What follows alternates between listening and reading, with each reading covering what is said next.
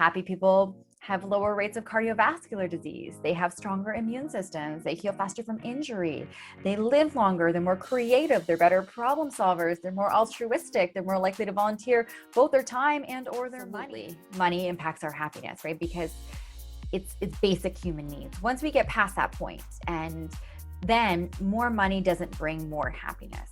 And if you want to spend your money in a way to maximize your happiness, buying experiences or time are the two ways to do it. Hello, everybody. Welcome back to another episode of Conversation with Harpreet. My name is Harpreet Singh, and I know why you're watching this video. You know, because I always try to bring experts and professionals from various fields to talk on some specific topics so that we can together generate some more ideas and also try to live our life with more potential. That's why I'm really so much excited today, because I have wonderful guests and she has done so much research on this particular topic, happiness, which I just love. Happiness, I always try to stay always happy or just not in bad mood. So let me give her introduction. She is a two-time TEDx speaker. She has done Ph.D. from Western University in health science. She also named as one of top 100 health leaders by Optimize magazine and one of top 20 under 40 by Business London magazine. Also, she's such a media person. She goes on a show, TV shows such regularly, frequently, TV shows such as The Social, breakfast television, and morning shows. Also, she also gives interviews on so many media news channels as well. We were just talking about that just before. I also mentioned that she has done PhD. Her entire primary research is in health, happiness. So she always try to bring the latest evidence, health and tips so that we can live more happier, more healthier. You can see I'm so much excited. Let's start our conversation. Please welcome with me Dr. Gillian Mandich. Dr. Gillian, thank you so much for coming on the show. Harpreet, thank you so much for inviting me. I'm really looking forward to talking to you today. Oh my God, I mentioned before we start recording, I so much excited to have you on the show. And this topic, happiness, I always thought this is such a simple topic, but you have done such a major research. You have written an entire thesis on it. So there's really lot of things we can really talk about it. But before any of that, I really want to ask is that you have done a lot of research, you have written thesis.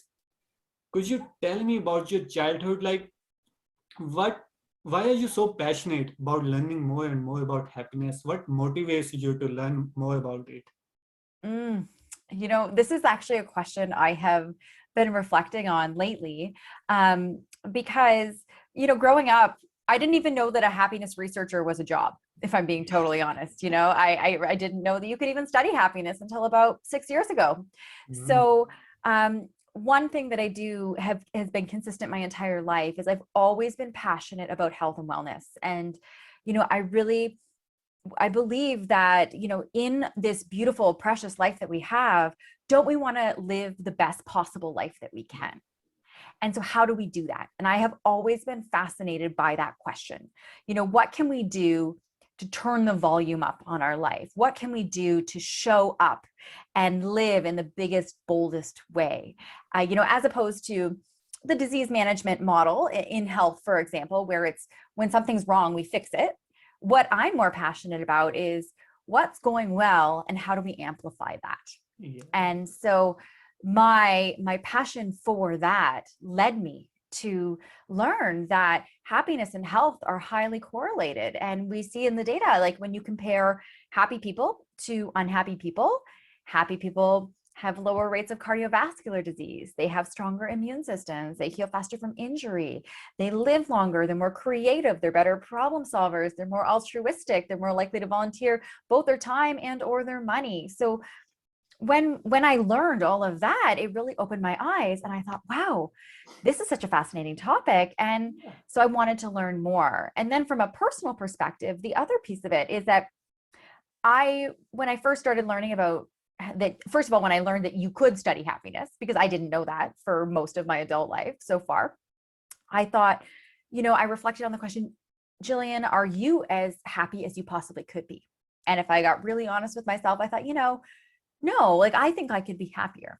And so from that lens, I put on my research hat, because what I'm really good at is research. What I love is research. And so I thought, if I'm not as happy as I possibly could be, and I have research skills, why don't I use those research skills to try to figure out how to be happier? So from a personal perspective, from a health and wellness perspective, this is just a path that I'm so grateful to be on, so thrilled to be on, and have learned so much so far. And I'm so excited to see kind of where it goes from here.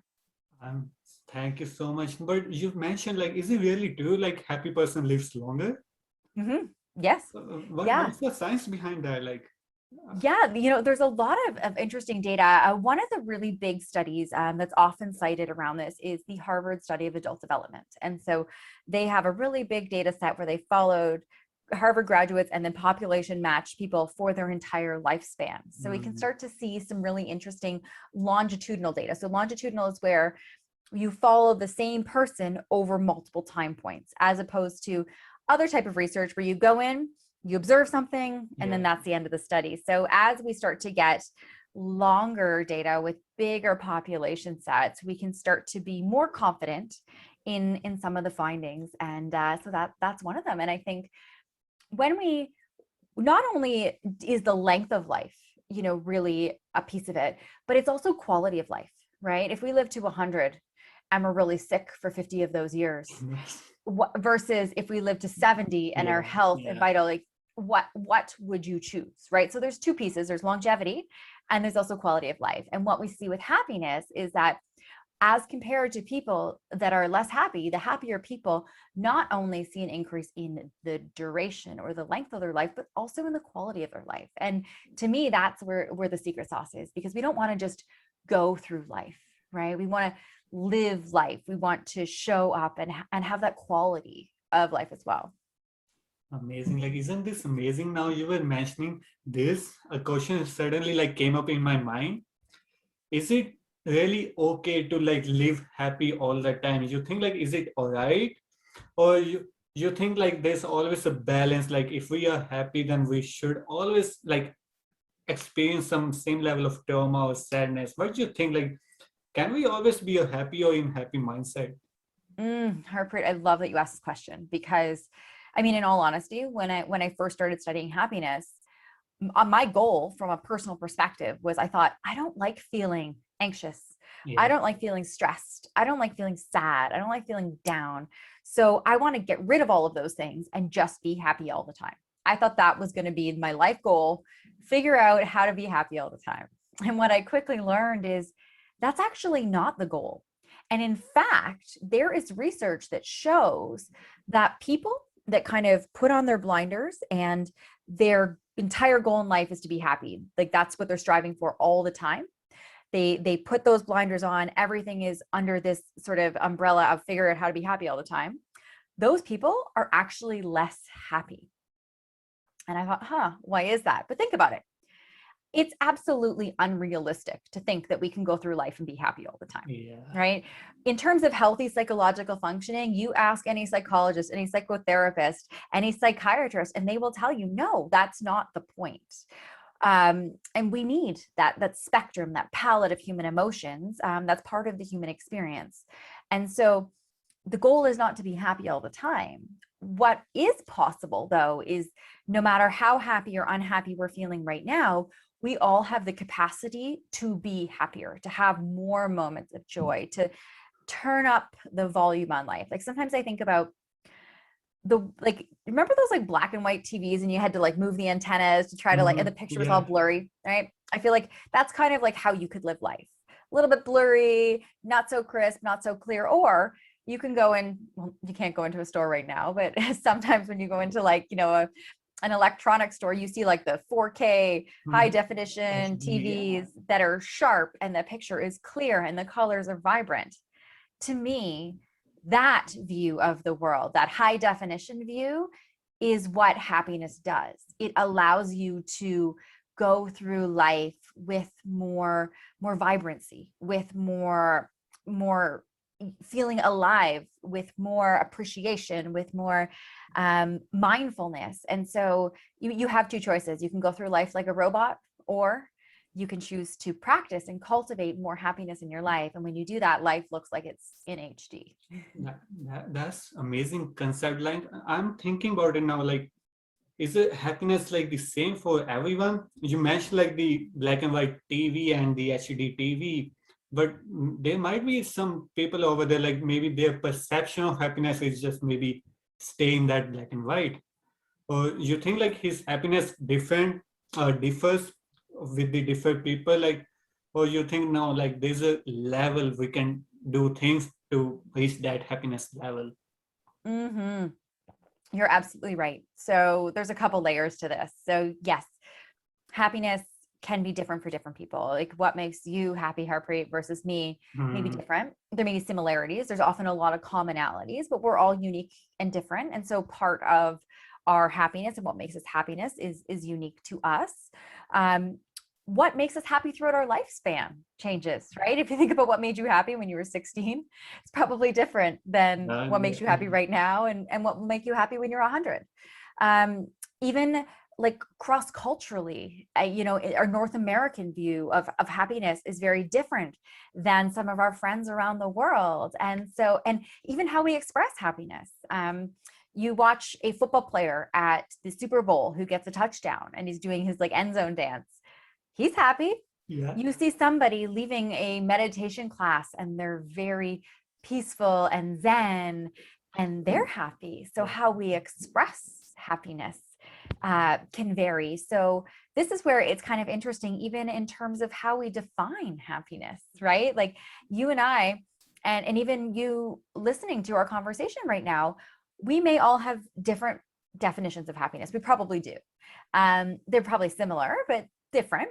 And yet we didn't have to start our talk today defining what happiness is, because it's so universally understood and yet so uniquely individual that it's kind of this very interesting concept to try to wrap our head around, right? It's definitely too, and you mentioned like it's definitely a different perspective, like to wrap our head around like what's the happiness. And I'm thinking about it now, like so much fascinated about this. Like, can you control that feeling of happiness, or you think like it just comes naturally from inside you, just depends on the environment, what things you are watching, listening, or you think like no, you can actually control the, let's say like if there's a radar of happiness, like you can control that radar, like okay, you are this, but at the night like you really want to be happy, or can you control that impact?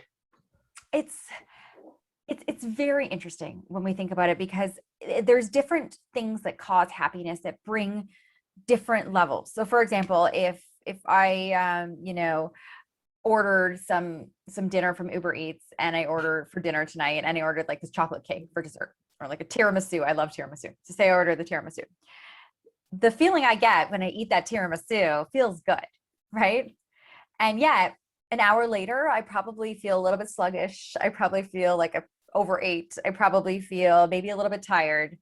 So there's that level where we get that burst, but it's not lasting and it's not deep. As opposed to, if I think of the day that I got my PhD, my mom has a PhD as well. And so at Western, if your parents teach there, when you walk across the stage, you kneel down and they hood you. They put like, it's part of the graduation ceremony. And so I remember walking across that stage the day I got my PhD, 11 years working towards this day to get my degree. And I walked across the stage, and my mom was the person that got to hood me. And that feeling in that moment was happiness to me, but a very different type of happiness than eating my tiramisu. So there, and you ask like parents watching their kids, or you look at like things in your life and you reflect on what have I worked at and what has happened. So there's sort of different levels to it. I think that we need all the different levels. They serve a time and a place and a purpose. Some of them move the needle forward to give us that boost to continue on with our day. If we're having a bad day and one of our best friends calls us and we talk for a while and we feel good, that conversation may be the spark that starts a cascade of what we call in research like an upward spiral of positive emotion, right? It's that one thing that changes our mood to start. And so, there's that piece. There's so many layers to it, and also personal meaning, right? Like what makes you happy and you find joy and contentment with could be very different than who are listening to our conversation right now. And so this is where happiness is very complicated, because it's so individual and yet so universal. That paradoxical perspective of that makes it empowering in a way, because we get to figure it out for ourselves. And at the same time, the other side of that coin is that we actually have to do the work to figure that out. It doesn't just happen to us. We don't just sit back in life and happiness comes upon us. I mean, it may sometimes. And when we think of sort of the total capacity for happiness, if we want to be happy, we actually have to do work to do things that make us happy. And isn't it fascinating? Like we always want to be happy, and you said like we need to figure it out. So I want to ask here, like you can say stupid question, but like I believe no question is a stupid question. How can I identify like what things make me happy, or how can someone identify what makes them happy? This is the simplest, most difficult question. Yeah. Right? Because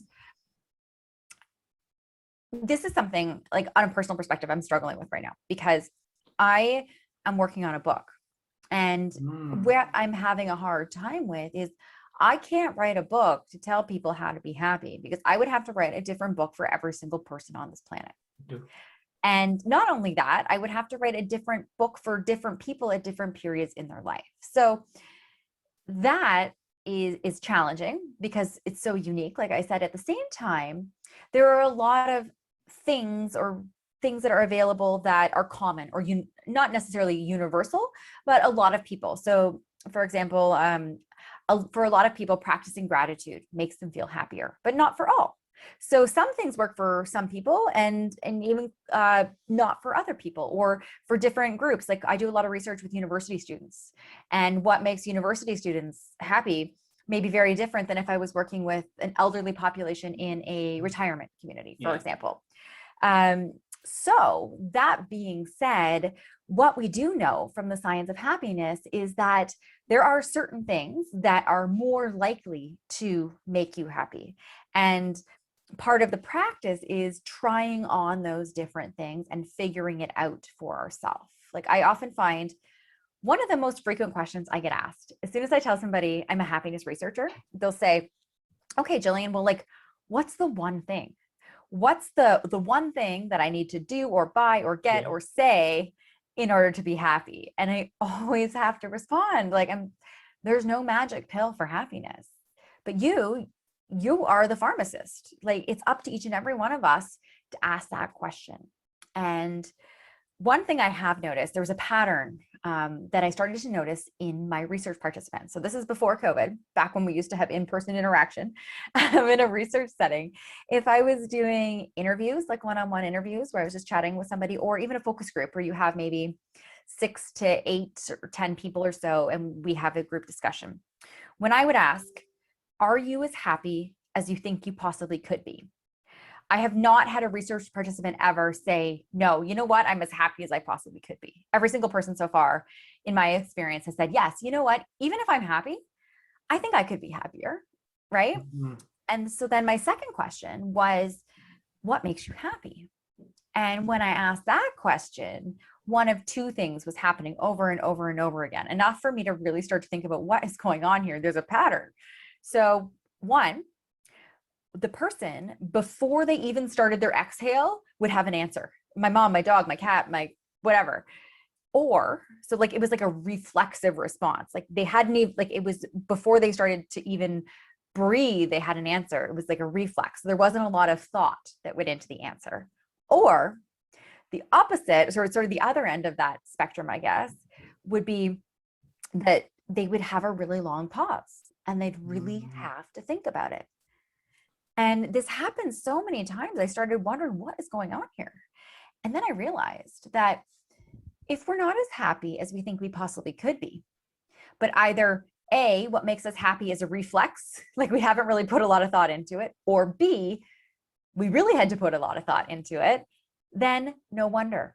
Because if we don't know what makes us happy, no wonder we're not as happy as we possibly could be, right? And so I love that you asked this question, because that's where the area of opportunity for each and every one of us is, because we can ask that question to ourselves, and we're the only one that can know that answer. We're the only one that can start to do that. And so you may be wondering, well, how do I even start, right?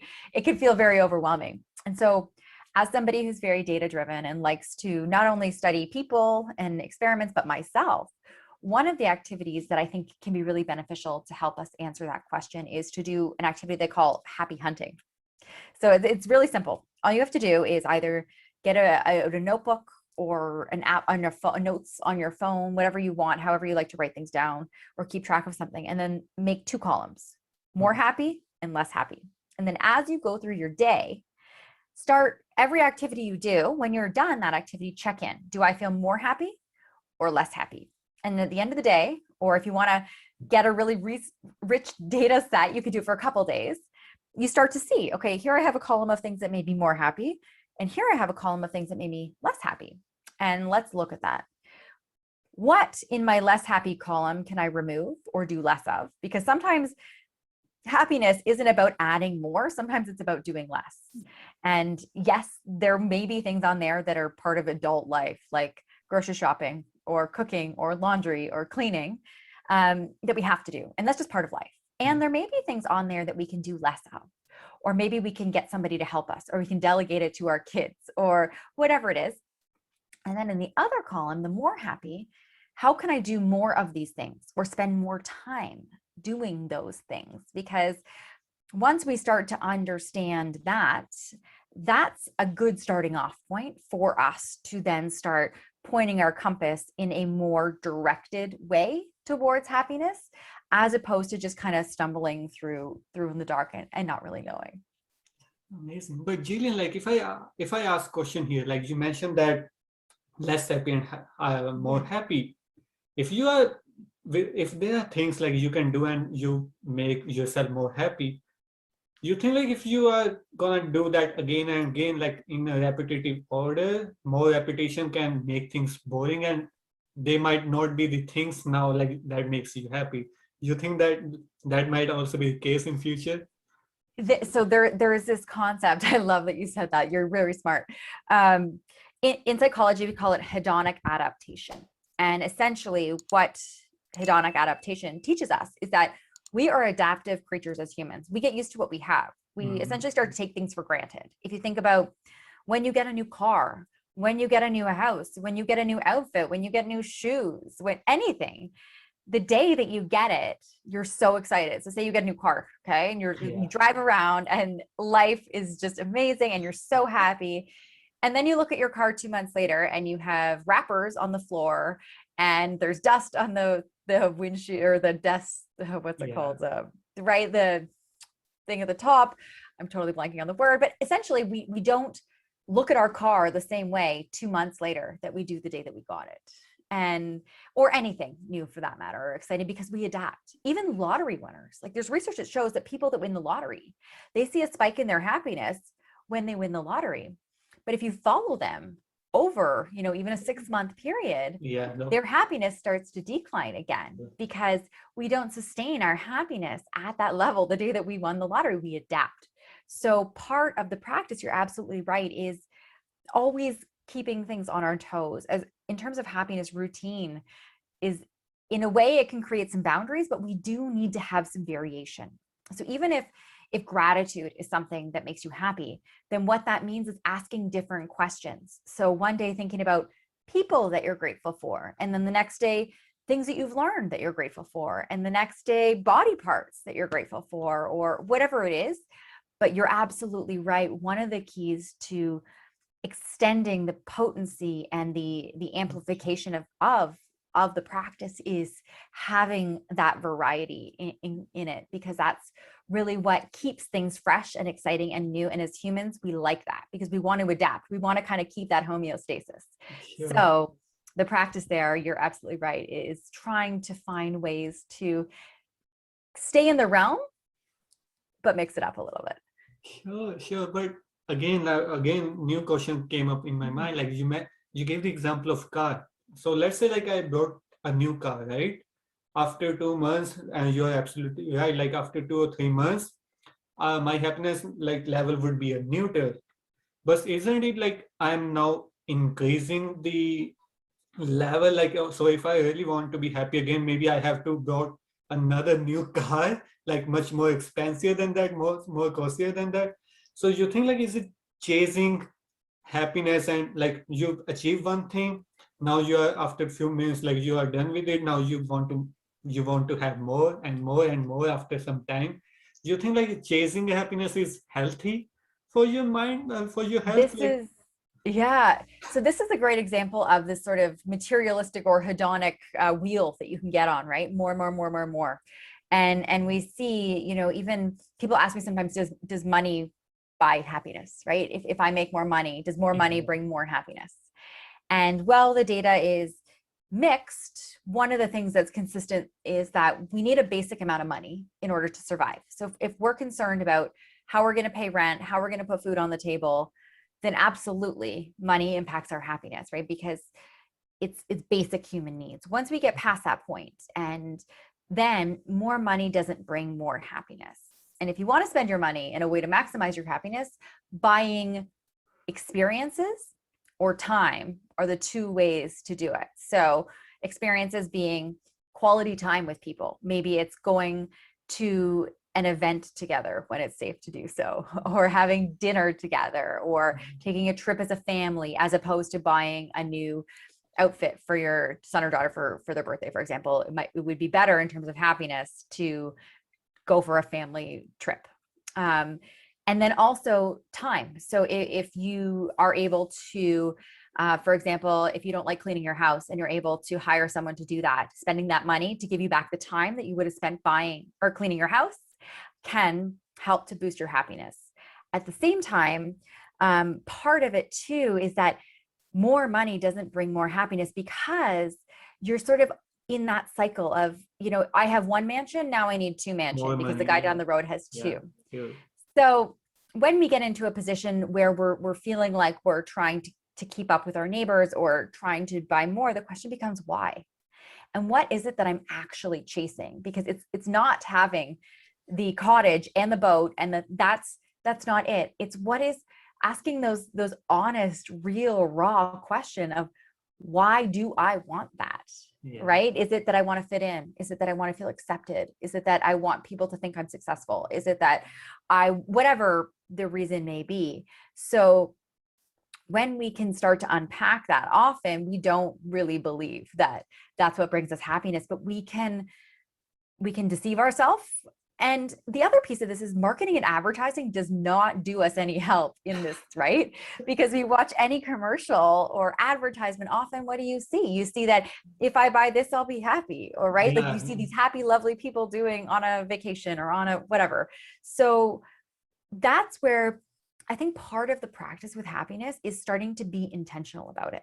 Mm-hmm. And starting to be deliberate about A, what we're doing, and B, why it is that we're doing what we're doing. Because when we start to get real and honest with ourselves, that's where the richness of our self-exploration, our self-knowledge, our understanding of happiness, our experience of happiness is where we can incorporate that and start to really shape our life in a meaningful way that brings true happiness or deep satisfaction and meaning and purpose, as opposed to the fleeting dopamine hit of a new car or a new whatever.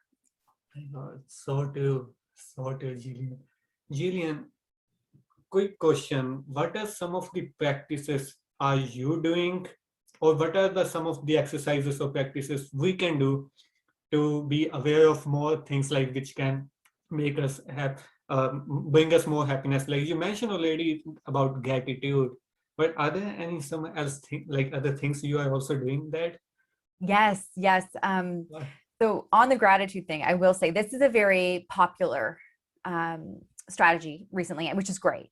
Yeah. And if you are practicing gratitude, it's something that's not talked about as frequently, that I think is important to know, is that when we think about gratitude, a couple things to really maximize the potency of your gratitude practice is getting specific. So instead of saying, I'm grateful for the warm weather today, it's getting detailed. I'm grateful for how the sun felt on my skin when I went for a walk and the smell of spring in the air, or whatever, like getting really descriptive and involving as many of your senses as you possibly can. So, if you're grateful for baking cookies today, if you think about the smell of the cookies, how the cookies tasted when they were warm and gooey coming out of the oven. Also, to your point earlier, another great way is to mix it up. So asking different questions about what you're grateful for. So not the same gratitude question every single day. And then also sometimes you can almost forget, because gratitude doesn't take a lot of time. It could be done anywhere, right? So creating a habit out of it. So whether it be first thing in the morning or before you go to bed, or as a family around the breakfast, lunch, or dinner table, whatever meal you have, if you have a meal as a family, going around and sharing something you're grateful for. And then in a good, better, best, writing it down is more potent. It's still good to think about what you're grateful for, but in a best case scenario, you're writing it down, whether that be typing it out electronically or taking an actual pen to paper. So that's one that commonly comes up and is highly correlated. Another one that has been really powerful for me lately, I think especially because there's so much fear and anxiety in our world right now. And a lot of times anxiety lives in the past or more often in the future, right? We're scared of what's going to happen. And then we get into these spirals where one fear becomes the world is ending very quickly. And an activity, a practice to sort of counter that or to stop that is to bring us back into the present moment, right?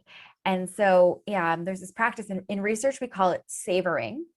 But essentially it's when we stop to smell the roses, when we stop in the present moment and appreciate what is around us.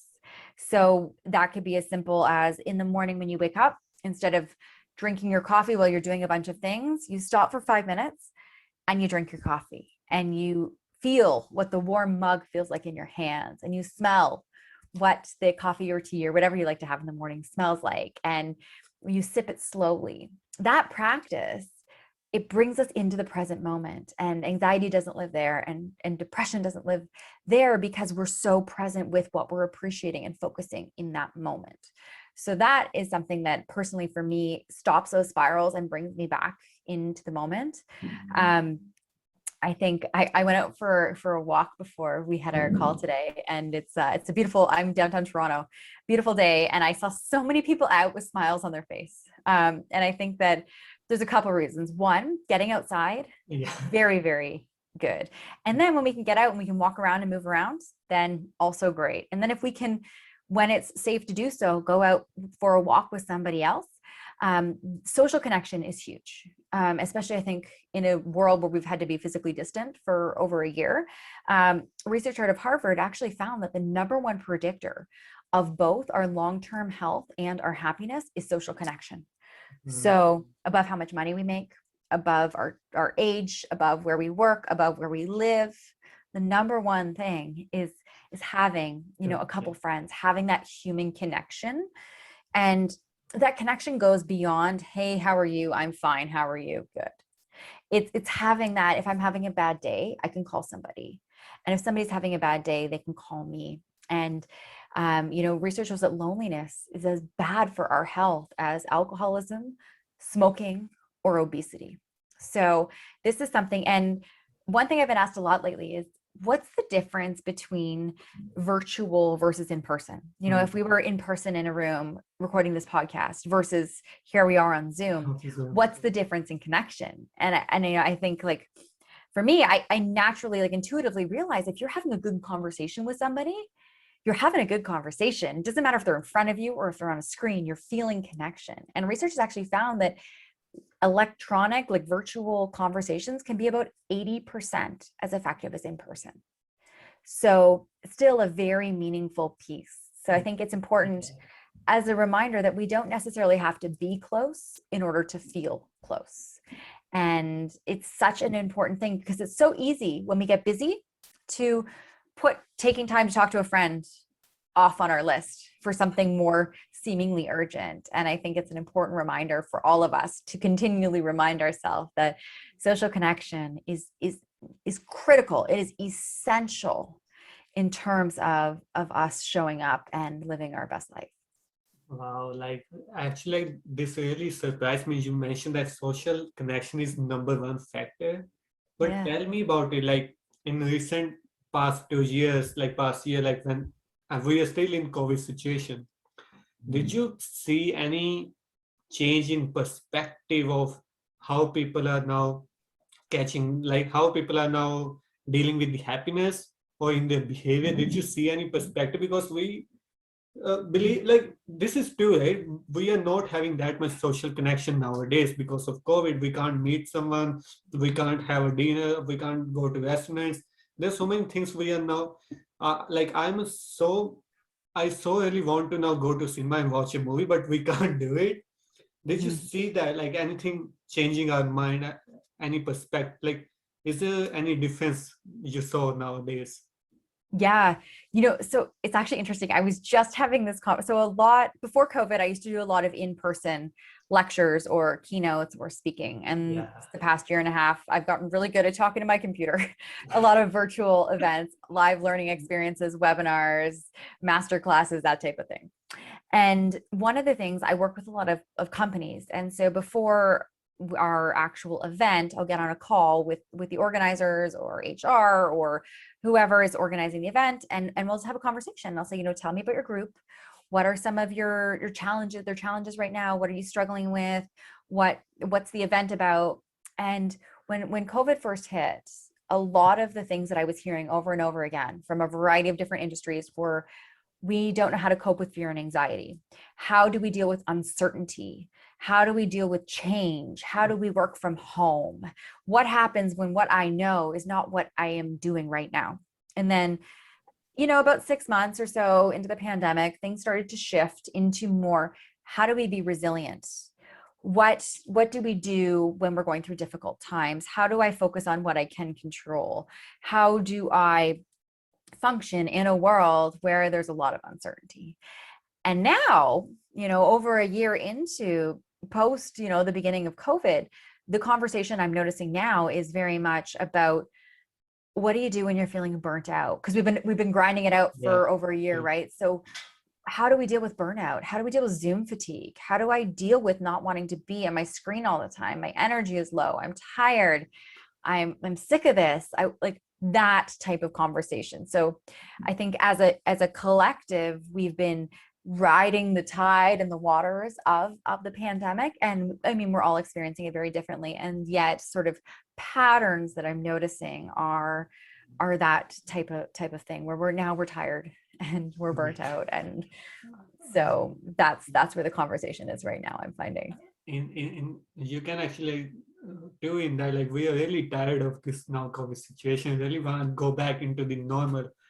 But all right, one of the last questions, and this I put it in the last because I feel this is very important question, is there any difference between the genuine happiness? Now I'm not sure about the terms, I'm just making up, Mm-hmm. so I will elaborate it. Like, is there any difference between genuine happiness or happiness we create? Like, what I mean by genuine happiness is that you're just happy because of things happen in the environment. Maybe you're happy because you can see stars in the sky, or maybe you're just happy because you saw something amazingly good in front of you. Compared to that, uh, you are like, let's say I'm having a bad day, I want to do something to lighten up my mood, so now I can do actions, take actions. Maybe I can watch some YouTube videos, or I can edit my videos because I love editing my videos. Is the happiness in both situations are the same? Like, are the both happiness are sending same signals to my mind, or you think like, no, this is another perspective here? Yeah. Oh, this is a great question. You're so insightful. It's different paths to a similar place, but not necessarily the same place. So it's kind of like, imagine if you took the gardener into Toronto, or you take the DVP. If you're not from Toronto, these are two kind of major highways that go into downtown Toronto, right? So you can take one or the other.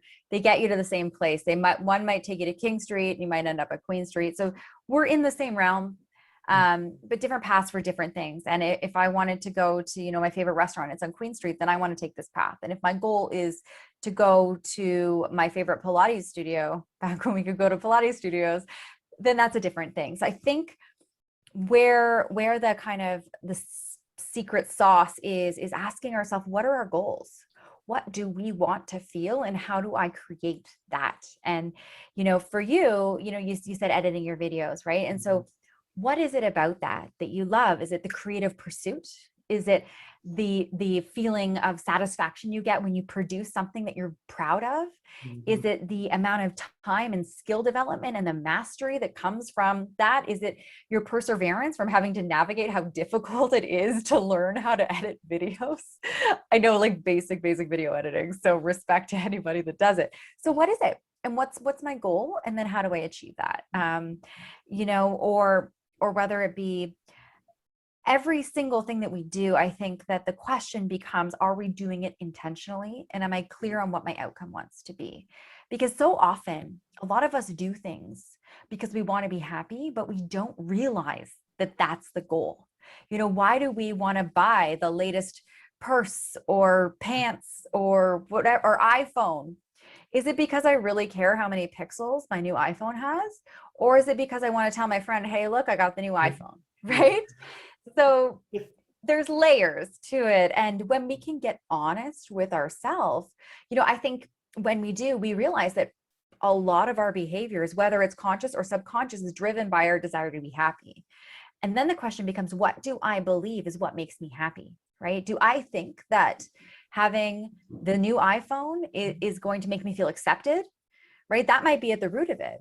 And so it's not actually the iPhone that's bringing me happiness. It's the feeling that I get because I feel like I'm part of something, right? And so that's where the work is really getting honest and digging deep and keep asking why, until we get to the root of the question, because that's where the magic is. And once we start to do that, we start to realize how much of what we do is motivated by that desire, whether we realize it or not at the beginning. Oh my God, so many, I won't say, I know people, so many people buy things because they wanted to accept by their friends. So that leads me to another question, and I didn't plan this one. But how much environment impacts your happiness? Is there any research out there that can say in your happiness, this much impacted by environment, this much impacted by your childhood memories, your habits, or this much impacted by just the surroundings? How much is the environment controls your happiness? This is an evolving topic in the field of happiness research. So this one of the leading happiness researchers, her name is Dr. Sonia Lyubomirsky. She's from California. She wrote a book a couple years ago called The How of Happiness. And the front of the book, it's on my shelf. I can't reach it because I'm mic'd in, but at the front of the book has a pie, and there's a hunk of the pie missing, about 40%. And so at the beginning of the book, she has done some research and has some data and said about 50% of our happiness is genetic. About 10% is environment, and about 40% is what's up to us. So our thoughts, our actions, and our behaviors. And so that 40% is where I focus my research on. Now, are these numbers an oversimplification? Yeah, for sure they are, because we can't tease things out to such a perfect thing. Data is only data. And there's confounding variables, because say, for example, your environment and your thoughts aren't necessarily separate things, right? If we're in a beautiful place, our thoughts may be better. And if we're stuck at home and can't go anywhere, then that might, so there's crossover and overlap and things are interrelated. So those numbers are, to my best, based on what I've read, the best available opinion that I can form is that this gives us a ballpark. It kind of gets us in the realm. I don't get caught in the weeds of, is it 10%? Is it 20%? Is it 11%?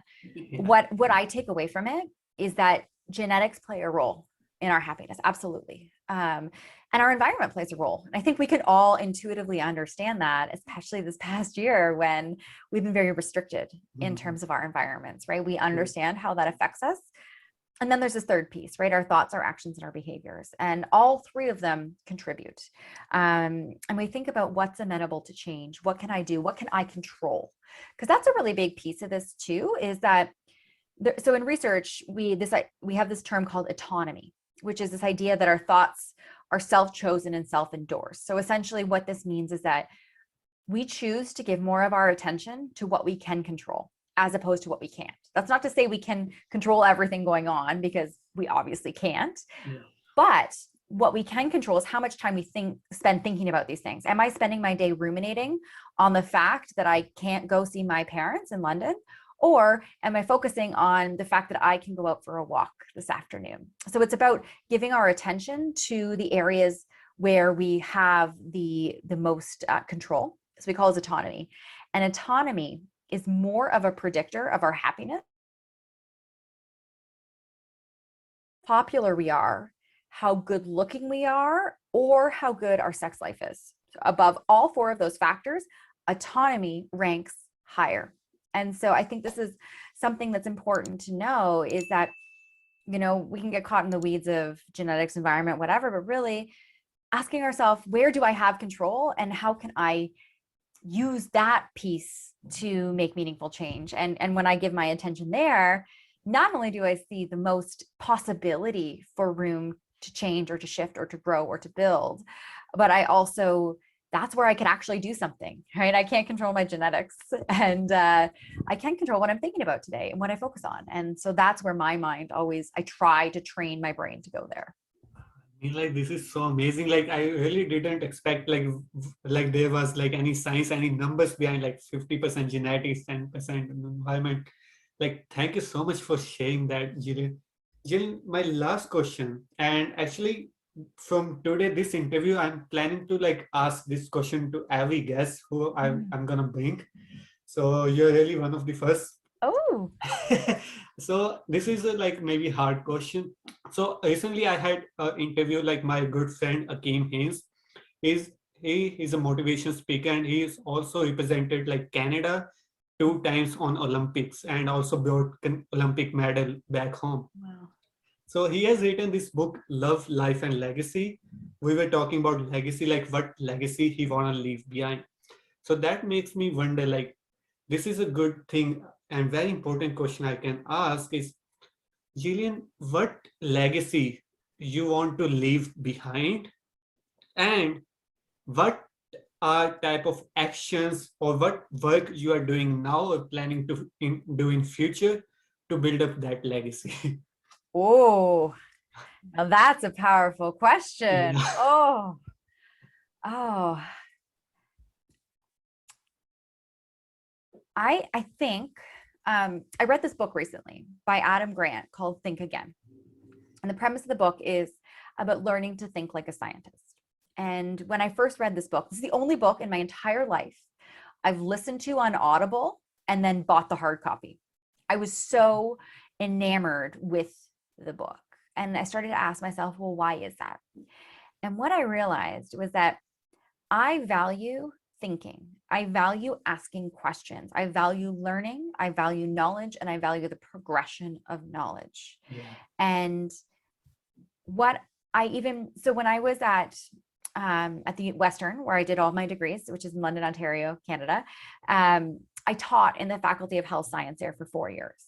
And my favorite course that I taught was a 4th-year course that I actually got to help create, because it was a brand new course called Health and Social Media.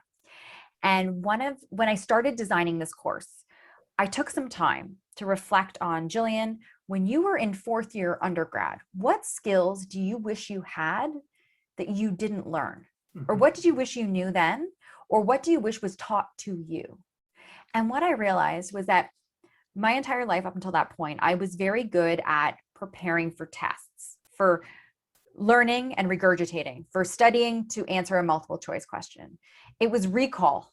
It wasn't actual deep learning. There was no critical thinking. There was no problem solving. There was no asking questions. And I really realized that I am drawn to science because I love to ask questions and I love to think critically and I love to figure out answers.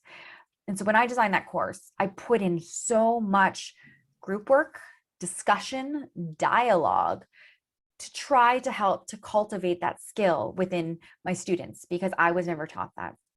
And I look to today, a lot of the work that I do is sharing research that I personally have conducted or research that I have read. But I don't just sit here and say, go practice gratitude. Yeah. I say, like we said today, we have to figure it out for ourselves. This idea of thinking critically, of learning, this quest for an ongoing knowledge and for having to create our own thoughts, think for ourselves, formulate our own ideas, be sovereign beings of our own thinking. That is what is so important to me. And every student that I have, every group that I talk to, my intention is to help people form their own thoughts. I don't want to sit here and tell you this is what you need to do. And so my legacy is that I want to be able to, I have a skill of being able to read and understand and conduct research.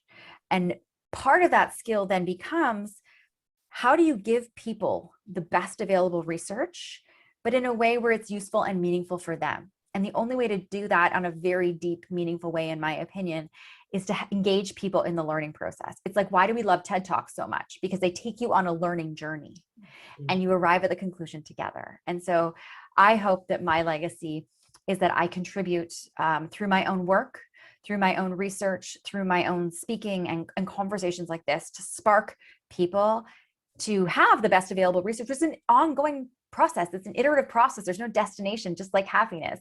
What we know could be proved wrong tomorrow in the data. And that's part of the beauty of it. And I love that. And so to be able to share the learning journey and to help people help themselves, that I hope is my legacy. So I've never thought of the question in that answer, but I love that question. So thank you for asking that. You're welcome. Like, sorry about to putting you on the spot, but no, it's a great question. Thank you. It's so powerful, like things you mentioned, that you really want to help people to create their own thoughts. Like, this is just a small statement, but such a powerful statement. Like, thank you so much for sharing that. Gillian, so thank you so much for coming on the show. Could you share, if there's any listeners out there really want to connect with you, what's the best way to reach out to you on the internet? Yeah, thank you for asking. So my website is a great hub for all of my things. So my website is my name, gillianmandich.com, and my name is Gillian with a G. So it's GILLIANMANDICH.com. My social media handle is my name at Gillian Mandich, and those are both great places to find out what I'm up to. My social, I share a lot of media clips. I do a ton of media, so those clips are all there. My website is great. If you have questions, there's a contact page there. So that's really a great place to find me. Oh, wonderful. Thanks so much, Gillian. Again, thanks so much for coming to the show. I really appreciate for you giving the time to us. Thank you so much. Thank you for having me. Thank you for asking such deep, insightful, thoughtful questions, and for the work that you're doing and for sharing your gift with the world. So I appreciate you and you having me on today as well. Thank you. Thank you so much. Have a good evening. You too.